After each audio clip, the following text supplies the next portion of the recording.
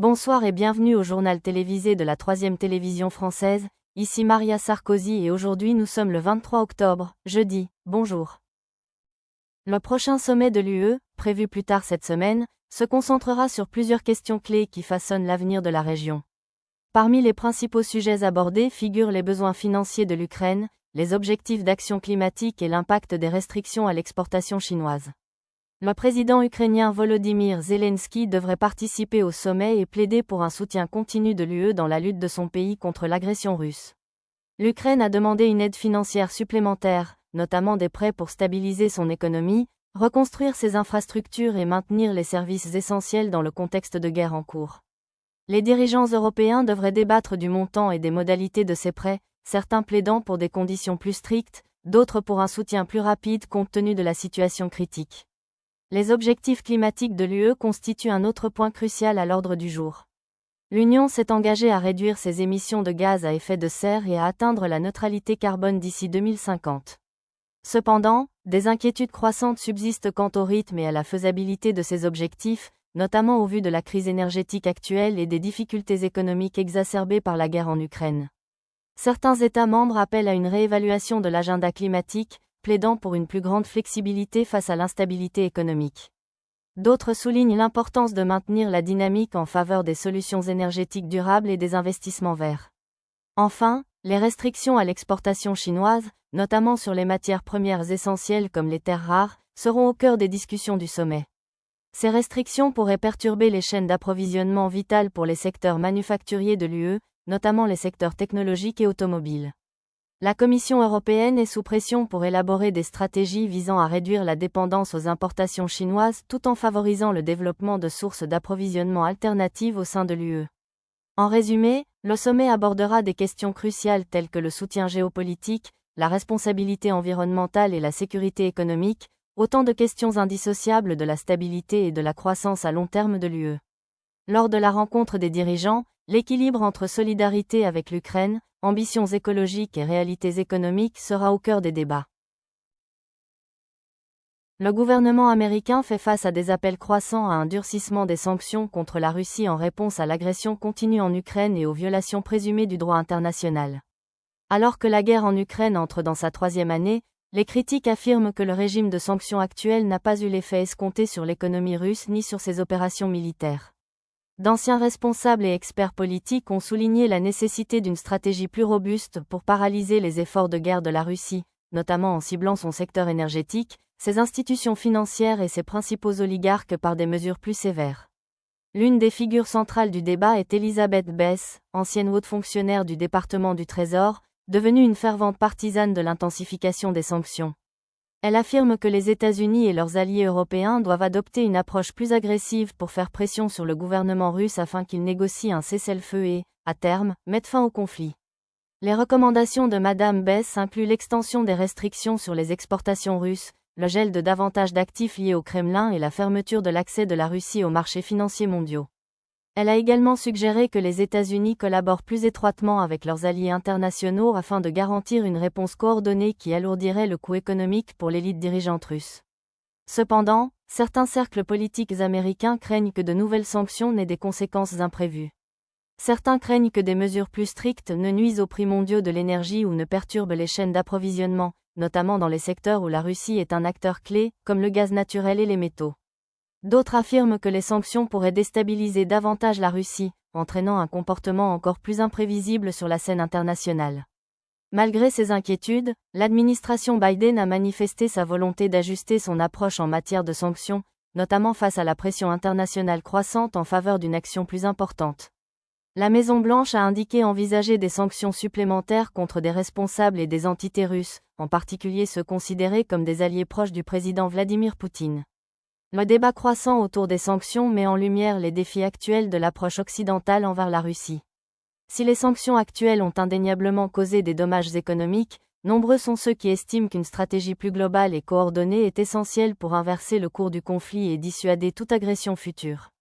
Alors que la guerre se poursuit, le débat sur la meilleure façon d'exercer la pression économique demeure un enjeu majeur de la politique étrangère américaine.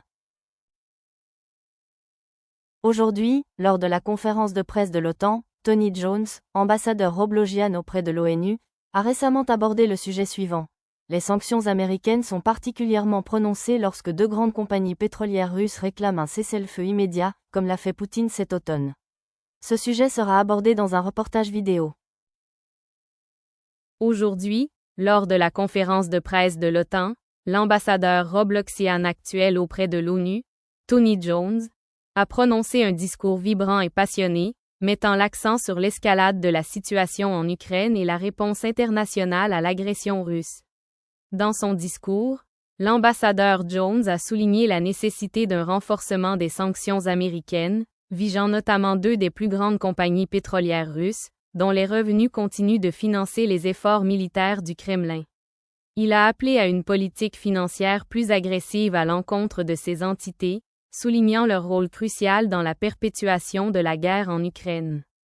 Jones a également plaidé pour une action immédiate afin d'instaurer un cessez-le-feu, critiquant la poursuite des actions militaires du président russe Vladimir Poutine malgré la condamnation internationale. À l'approche de l'hiver, l'ambassadeur a averti que la prolongation du conflit ne ferait qu'aggraver les souffrances du peuple ukrainien et accentuer l'instabilité en Europe. Il a insisté sur la nécessité d'une intensification des sanctions et des mesures diplomatiques afin d'exercer une réelle pression sur les dirigeants russes et de les inciter à une résolution du conflit respectueuse de la souveraineté de l'Ukraine. Bonjour, mesdames et messieurs, chers collègues. Nous sommes réunis aujourd'hui à un tournant historique. Alors que le monde observe la crise en cours en Ukraine, une action décisive est non seulement nécessaire, mais urgente. Ce conflit, qui a déjà coûté la vie à des milliers de personnes et déplacé des millions de personnes, continue de déstabiliser l'Europe et la communauté internationale dans son ensemble. Et à mesure que la situation évolue, il devient de plus en plus évident que le régime actuel de sanctions, bien qu'impactant, ne suffit pas à forcer le Kremlin à revoir sa stratégie. Aujourd'hui, je souhaite aborder directement la nécessité croissante d'un renforcement des sanctions contre la Russie et d'une réponse internationale plus large à cette crise, notamment au vu des récentes actions des dirigeants russes. Ces dernières semaines, nous avons assisté à des développements importants qui exigent une réaction immédiate et plus ferme de la communauté internationale. Plus particulièrement, deux des plus grandes compagnies pétrolières russes, dont les revenus financent directement la machine de guerre du Kremlin, sont devenues les dernières cibles des sanctions occidentales. Ces entreprises sont profondément ancrées dans le secteur énergétique russe, qui demeure l'épine dorsale de son économie et de son financement militaire. Leur maintien à flot ne doit pas être toléré. Leur puissance financière a servi à alimenter la guerre en Ukraine, et leur rôle dans l'aggravation des souffrances de civils innocents ne peut être sous-estimé. Depuis trop longtemps, la Russie utilise ses vastes ressources énergétiques comme une arme. L'Union européenne, les États-Unis et d'autres alliés ont progressé dans la réduction de leur dépendance au pétrole et au gaz russe. Mais nous devons faire davantage.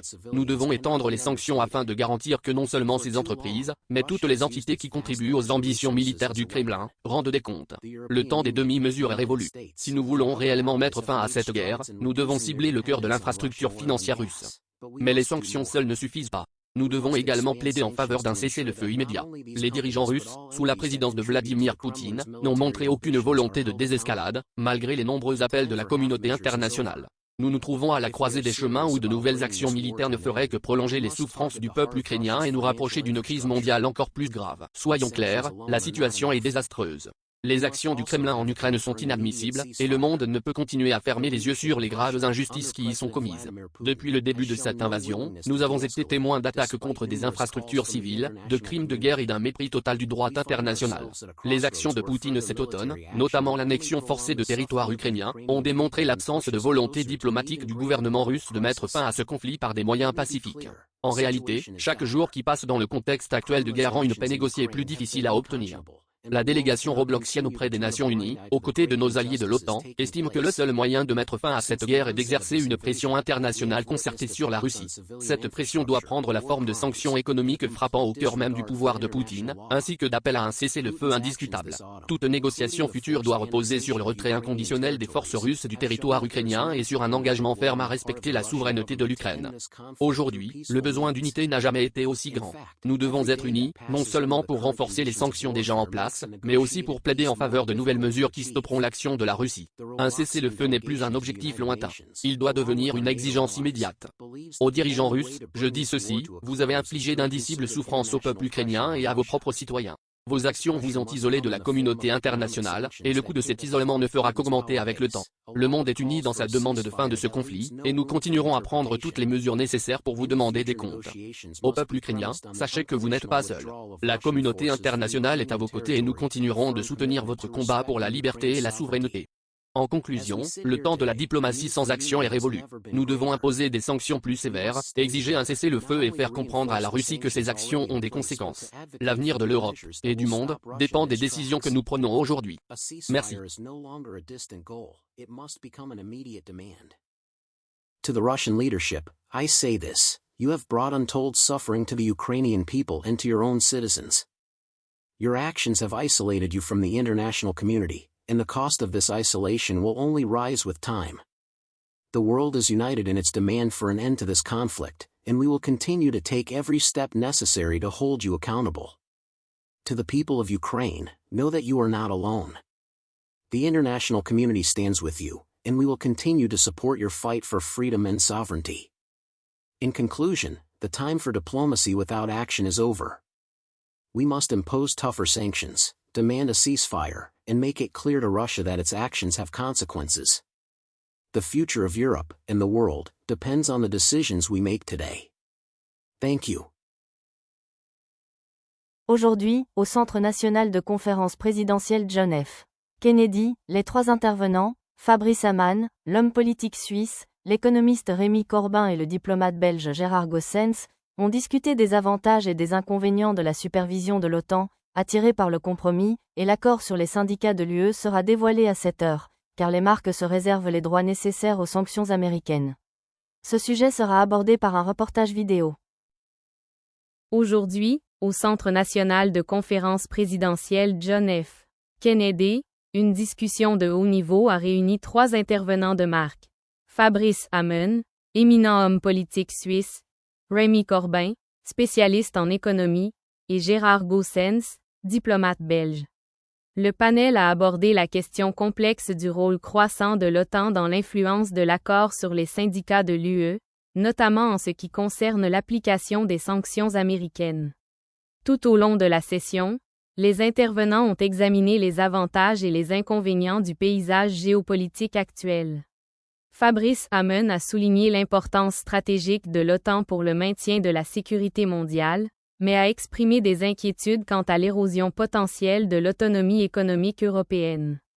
Il a soutenu que la supervision des politiques commerciales de l'UE par l'OTAN pourrait compromettre la capacité de l'UE à négocier des accords commerciaux de manière indépendante, ce qui pourrait tendre les relations au sein du bloc.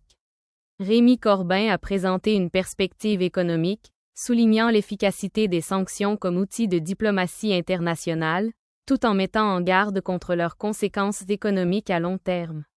Il a insisté sur le fait que si les sanctions peuvent exercer une pression sur les régimes, elles risquent également de perturber les chaînes d'approvisionnement mondiales et de nuire aux entreprises européennes qui dépendent des échanges commerciaux avec les pays sanctionnés.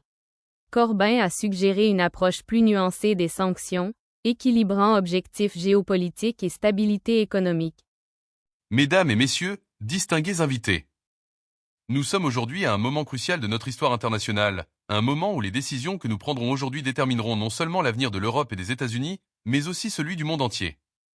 Ce matin, nous nous réunissons pour discuter d'un sujet essentiel, l'impact de la supervision de l'OTAN sur l'accord commercial de l'Union européenne et comment les droits de réserve nécessaires des marques commerciales se mêlent aux sanctions américaines. Ce débat ne concerne pas uniquement les intérêts commerciaux, mais touche également les principes de souveraineté, de sécurité économique et de solidarité internationale. L'OTAN, en tant qu'alliance militaire de premier plan, a toujours joué un rôle clé dans la défense collective de ses membres. Cependant, avec l'évolution des relations économiques mondiales et les sanctions imposées à des acteurs comme la Russie, l'OTAN se trouve désormais dans une position délicate où elle doit équilibrer la sécurité militaire avec les enjeux commerciaux. L'UE, à travers son union commerciale, cherche à maintenir des relations économiques fluides avec des partenaires mondiaux tout en s'assurant de ne pas violer les lignes rouges tracées par les sanctions américaines. Ce dilemme nous confronte à un compromis, un équilibre entre la nécessité de défendre les principes économiques européens et la pression exercée par les États-Unis, qui cherchent à renforcer les sanctions contre des pays jugés menaçant la stabilité mondiale. Les avantages de cette situation sont clairs. L'OTAN, en soutenant les sanctions américaines, permet une pression économique accrue contre des régimes autoritaires qui mettent en péril la paix et la sécurité. Ces sanctions, lorsqu'elles sont appliquées de manière cohérente et soutenue, peuvent affaiblir les régimes en place, forçant ces derniers à réévaluer leur stratégie internationale. En outre, l'alignement des politiques économiques de l'UE avec celles des États-Unis renforce les relations transatlantiques et donne un signal fort à l'opinion internationale quant à la détermination du monde occidental à défendre ses valeurs de liberté et de démocratie. Cependant, les inconvénients de cette approche sont non négligeables. La supervision de l'OTAN sur l'accord commercial de l'UE pourrait créer des tensions internes au sein de l'Union européenne, un bloc économique qui prône la liberté de commerce. Certains États membres de l'UE, en particulier ceux qui entretiennent des liens commerciaux importants avec des pays soumis aux sanctions, pourraient ressentir ces pressions comme une atteinte à leur souveraineté commerciale. De plus, les sanctions peuvent avoir des effets secondaires indésirables, perturbant les marchés mondiaux, augmentant les coûts pour les consommateurs et fragilisant certains secteurs économiques, en particulier ceux qui dépendent de l'accès aux matières premières ou à des marchés spécifiques. L'application des sanctions américaines, bien qu'efficace pour isoler économiquement certains pays, peut également susciter des désaccords au sein des alliés européens. Le défi ici est de trouver un équilibre entre soutenir la politique américaine et protéger les intérêts économiques de l'UE. Cette tension peut devenir particulièrement aiguë si les sanctions se prolongent ou si elles affectent de manière disproportionnée certains secteurs clés de l'économie européenne. Il est également important de noter que cette dynamique pourrait rendre l'UE plus dépendante des décisions économiques américaines, réduisant ainsi son autonomie stratégique dans le domaine commercial. Un tel compromis, bien qu'efficace à court terme, pourrait à long terme nuire à la position de l'UE sur la scène mondiale. L'UE risque de se retrouver dans une position où elle se trouve forcée de suivre des directives extérieures au lieu de mener ses propres initiatives commerciales, ce qui pourrait éroder sa capacité à agir en tant qu'entité indépendante. En conclusion, nous devons reconnaître que cette question complexe nécessite une coopération étroite entre l'OTAN, l'UE et les États-Unis.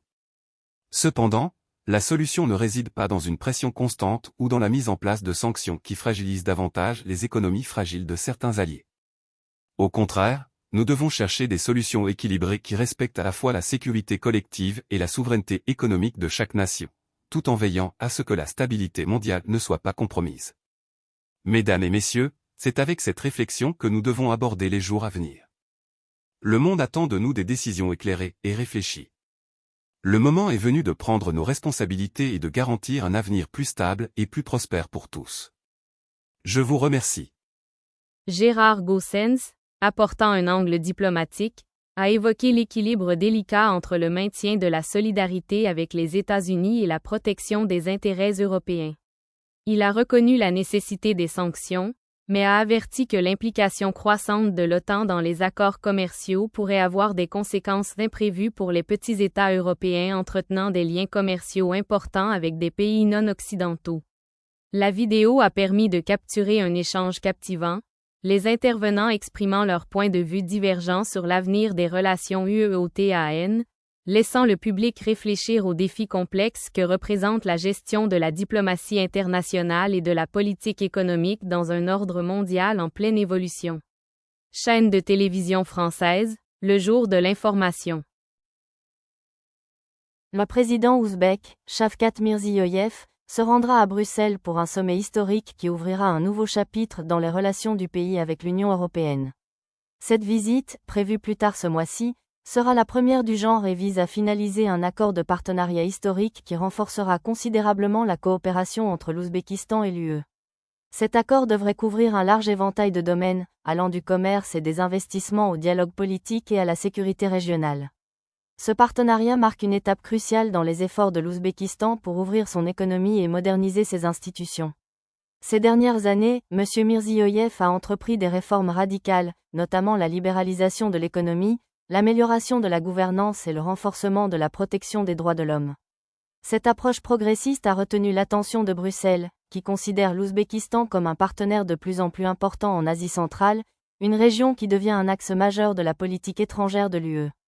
L'accord comprendra probablement des dispositions visant à élargir l'accès commercial entre l'Ouzbékistan et l'UE, en mettant l'accent sur des secteurs tels que l'énergie, l'agriculture et les technologies. La richesse des ressources naturelles de l'Ouzbékistan et sa situation stratégique en font un partenaire précieux pour l'UE, qui cherche à diversifier ses sources d'énergie et à renforcer ses liens commerciaux en Asie centrale. Ce partenariat reflète également la stratégie plus large d'engagement de l'UE avec la région, visant à promouvoir la stabilité, le développement économique et le rapprochement avec les pays traditionnellement sous influence russe. La visite de Mirziyoyev intervient à un moment de profond changement géopolitique, l'UE souhaitant réduire sa dépendance à l'égard de la Russie et de la Chine. Le partenariat avec l'Ouzbékistan est perçu comme un moyen de contrebalancer l'influence russe et de favoriser un paysage international plus diversifié et multipolaire. Si l'accord représente une opportunité significative pour les deux parties, des défis subsistent, notamment en matière de droits de l'homme et de réformes démocratiques en Ouzbékistan. Néanmoins, le prochain sommet est sur le point de consolider une nouvelle ère de coopération entre l'UE et l'Asie centrale, l'Ouzbékistan jouant un rôle central. L'administration Trump serait sur le point de conclure un accord important avec l'Université de Virginie, UVA, concernant des allégations de mauvaise conduite survenues sous la présidence de Donald Trump. Cette affaire, qui fait l'objet d'une enquête depuis plusieurs années, porte sur des allégations de transactions financières irrégulières et de détournement de ressources gouvernementales sous la présidence de Trump. Cet accord, qui devrait être finalisé dans les prochains jours, mettrait fin à une longue bataille juridique impliquant l'UVA et les autorités fédérales. L'enquête porte sur plusieurs points clés, notamment des accusations selon lesquelles certaines actions de l'administration Trump auraient entraîné des détournements de fonds publics et de potentielles violations de la loi fédérale. L'UVA, qui aurait facilité certaines de ces activités, subit une pression croissante de la part des législateurs et du public pour qu'elle s'attaque à la situation. Bien que les détails de l'accord restent confidentiels pour l'instant, des sources proches des négociations suggèrent qu'il pourrait inclure des sanctions financières, ainsi que des promesses de réformes visant à garantir que des incidents similaires ne se reproduisent plus. Cette évolution marque un tournant important dans les contestations judiciaires actuelles de l'administration Trump, car elle s'ajoute à la série d'accords et de règlements conclus depuis sa présidence. L'accord avec l'UVA devrait être perçu à la fois comme une résolution juridique et un signal politique, car il intervient dans un contexte de surveillance constante des transactions commerciales de Trump et de son mandat. Il est également perçu comme un tournant potentiel dans les discussions plus larges sur la responsabilité et la gouvernance dans l'ère post-Trump. Si certains critiques estiment que l'accord ne suffit pas à traduire pleinement en justice les responsables, d'autres le voient comme une étape nécessaire vers la clôture d'une controverse qui pèse sur l'UVA et l'héritage de l'ancien président. Alors que les termes définitifs de l'accord devraient être dévoilés prochainement, nombreux sont ceux qui suivent de près l'évolution de la situation afin d'en comprendre toutes les implications, tant juridiques que politiques.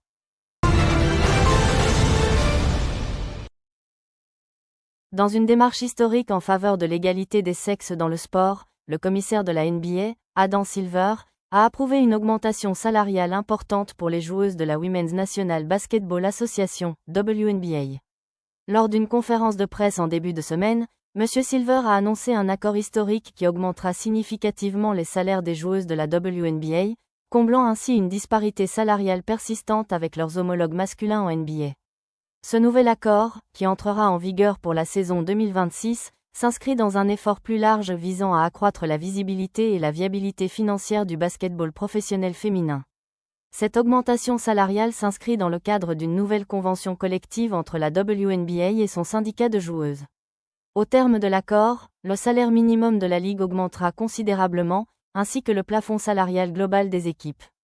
Outre ces augmentations, l'accord comprend des améliorations en matière d'avantages sociaux, notamment une couverture santé renforcée et un meilleur soutien aux joueuses pendant l'intersaison. Silver a souligné que ces changements ne concernent pas uniquement les salaires, mais reflètent l'engagement de la NBA en faveur du développement à long terme du basketball féminin. Cette décision fait suite à des appels croissants en faveur d'une plus grande reconnaissance du sport féminin et d'une rémunération plus équitable. Depuis des années, les joueuses de la WNBA réclament des salaires plus élevés, de meilleures conditions de travail et davantage de possibilités de capitaliser sur leur notoriété, notamment pendant l'intersaison, lorsque de nombreuses joueuses sont contraintes de jouer à l'étranger pour compléter leurs revenus. L'annonce de Silver est considérée comme un tournant, signe que la NBA prend des mesures concrètes pour remédier à ces inégalités. L'impact de cet accord devrait être considérable. De nombreuses stars de la WNBA ont publiquement salué cette décision, soulignant qu'elle améliorera non seulement leur stabilité financière, mais inspirera également la prochaine génération d'athlètes féminines. On espère que cette décision non seulement rehaussera la visibilité de la WNBA, mais créera également un précédent pour d'autres ligues sportives professionnelles féminines à travers le monde, prouvant que la parité des sexes en matière de rémunération dans le sport est réalisable. Lors d'une soirée NBA palpitante, le Thunder d'Oklahoma City, les Rockets de Houston, les Warriors de Golden State et les Lakers de Los Angeles ont tous livré des performances intenses, marquant chacune de leur empreinte le début de saison de la ligue. Les matchs de la soirée, réunissant étoiles montantes et vétérans confirmés, ont offert aux fans de quoi alimenter les débats, alors que les équipes continuent de se disputer une place dans la très compétitive conférence Ouest. Le Thunder d'Oklahoma City s'est imposé face aux Rockets de Houston, s'imposant avec une victoire écrasante grâce à la performance impressionnante de leur jeune star, Shai Gilgeous-Alexander. Le jeu complet de Gilgeous-Alexander, qui a notamment frôlé le triple-double, s'est avéré trop puissant pour les Rockets, qui ont peiné à suivre le rythme tout au long de la rencontre. Malgré les excellentes performances individuelles de Jalen Green et Alperen Sengun de Houston, la défense des Rockets a faibli, permettant aux Thunder de creuser l'écart et de terminer avec une avance confortable. À San Francisco, les Golden State Warriors affrontaient les Los Angeles Lakers lors d'une confrontation très attendue. La rencontre a tenu toutes ses promesses, une confrontation entre deux des franchises les plus titrées de l'histoire de la NBA. Stephen Curry a une fois de plus été le point de mire des Warriors, inscrivant 35 points, tandis que LeBron James a joué un rôle crucial pour les Lakers, réalisant un triple-double qui a permis à son équipe de rester à distance de frappe. Cependant, la supériorité des Warriors au tir et en défense a finalement permis à Golden State de s'imposer face aux Lakers, offrant une victoire âprement disputée. Les matchs de cette soirée riche en événements ont non seulement mis en lumière le talent émerge d'équipes comme le Thunder et les Rockets, mais ont également rappelé aux fans la pérennité de joueurs comme Curry et James. À mesure que la saison avance, ces confrontations offrent un aperçu de la compétition acharnée et des enjeux importants qui attendent la conférence Ouest. Avec des équipes comme celle-ci en lice pour les playoffs, l'intensité de la saison NBA ne montre aucun signe de ralentissement.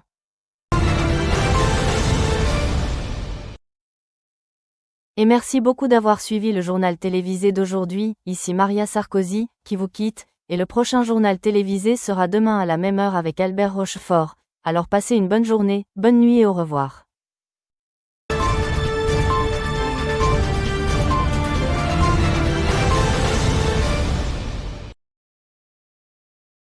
Le sponsor de l'exposition est MC Donald France.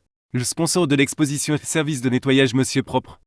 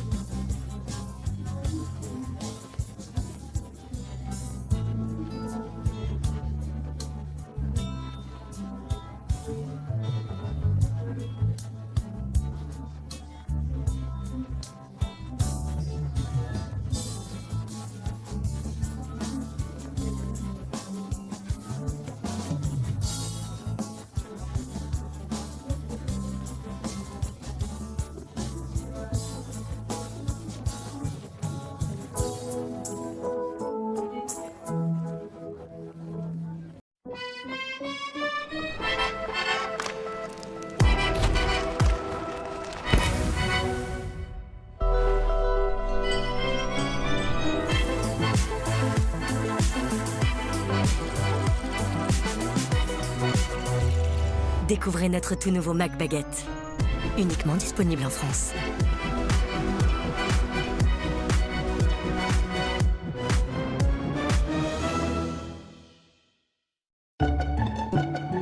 Vous avez l'impression que la graisse se répand partout dans votre cuisine? Eh bien, regardez de plus près, elle n'est pas seule. En réalité, la graisse forme un cocon protecteur qui permet aux bactéries de se développer rapidement. Nouveau Monsieur Propre, Flash Propreté. Dissout rapidement la graisse, tout en éliminant 99,9% des bactéries et le virus de la Covid-19. Pour des surfaces impeccablement propres et saines, tous les jours, sans effort. C'est ça, la propreté de Monsieur Propre. Monsieur Propre.